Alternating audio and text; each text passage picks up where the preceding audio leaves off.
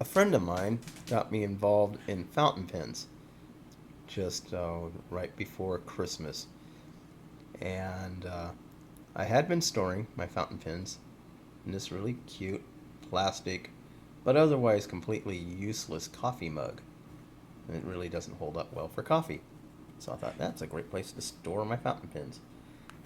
But I got a new fountain pen this morning, and now my fountain pens no longer fit.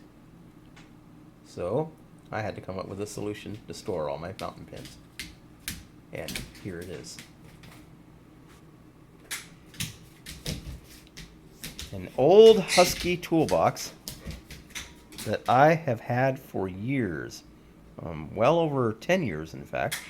Well over 12. And it's just been sitting unused. So I cleaned it up, and now it's storage for my fountain pens. I'll open it up here. And in the lid, there's all my inks. In retrospect, I suspect inks should be in the bottom drawer, but the bottom drawer is not tall enough to store most of the ink standing straight up.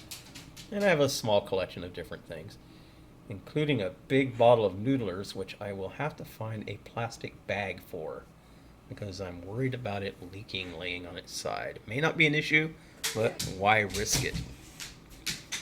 The next drawer down is my collection of pens, both new and old. Some not terribly old, some very old.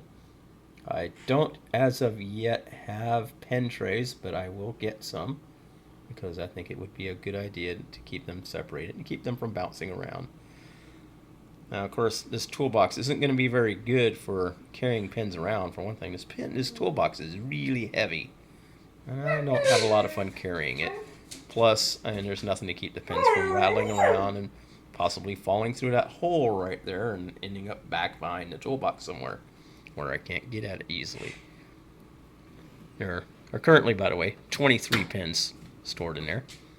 Some need a little work. Most work very well. The drawer after that, well, we just have a few parts for pens. I've got a cap ring that I need a new cap for. It's for my my Wherever Supreme. The cap seems to have shrunk and the cap ring popped off.